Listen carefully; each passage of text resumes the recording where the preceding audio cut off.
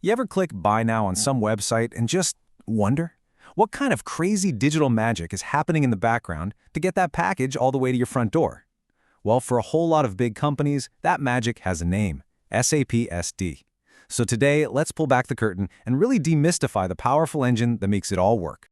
So let's just ask the question straight up. You place your order, it goes out into the ether, then what? What really happens on the other side? How does a huge company take that single click and turn it into a physical box on your doorstep? Because it's not like an email just pops up in someone's inbox. No, that click triggers a whole cascade of highly structured, automated events.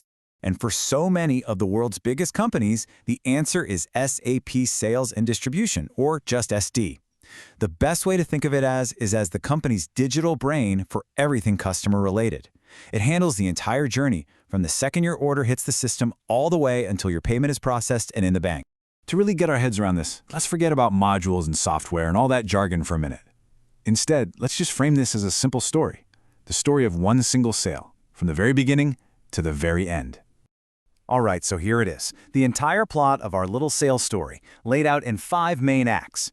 It all starts with the order, moves into the warehouse where the action happens, then we deal with the money, and it all wraps up when the payment comes through. So let's actually walk through this journey together, step by step. Now, here's a really key concept to get right away. Every single event has 2 sides. There's a shared language. When you, as the customer, send in what you call a purchase order to buy something, our system sees that and calls it a sales order. It's the exact same thing, just looked at from our perspective. And this idea just keeps on going. When we finally ship the product out, from our point of view, that's a goods issue.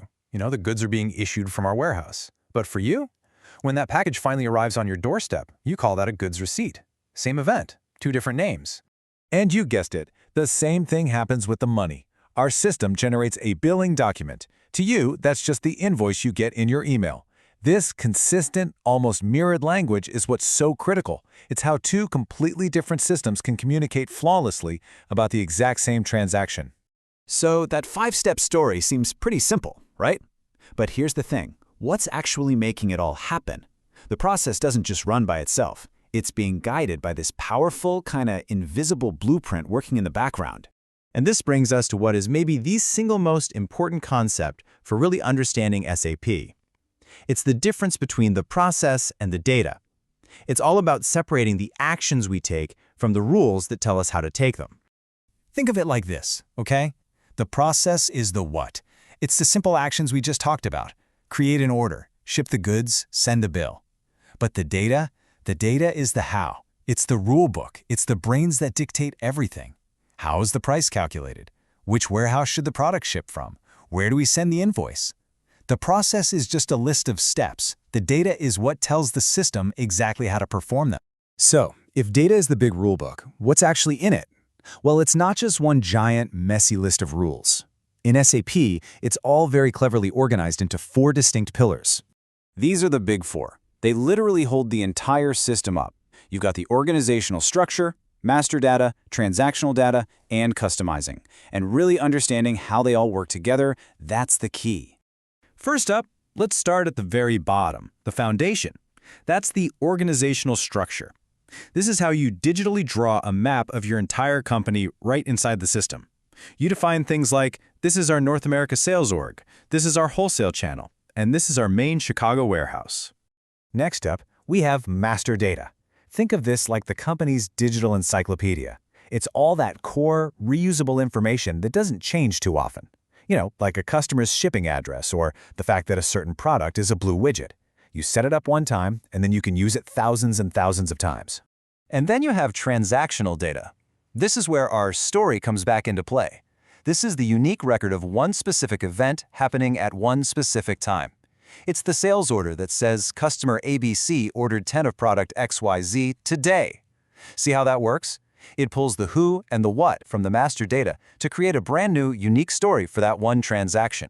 And finally, we get to customizing. Now, this is the deep stuff. This is the system's DNA, the ultimate rule book that governs everything else. It defines the fundamental physics of the system. For example, it might say that any order from the North America sales org must ship from the Chicago warehouse. This isn't stuff that regular business users change. This is configured by expert consultants. And this is a really great way to see the key difference. Just think of it like this. The day-to-day business users maintain the what, the master data about customers and products. But the technical consultants, they maintain the how, the customizing rules that control how the entire system behaves.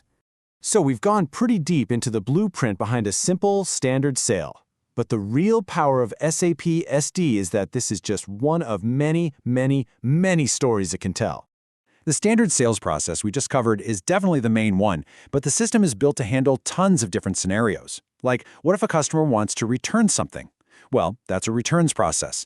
Need to issue a refund? That's a credit memo process. And each one has its own unique steps and data because, let's be honest, the rules for a huge wholesale return are way different than for a single retail return.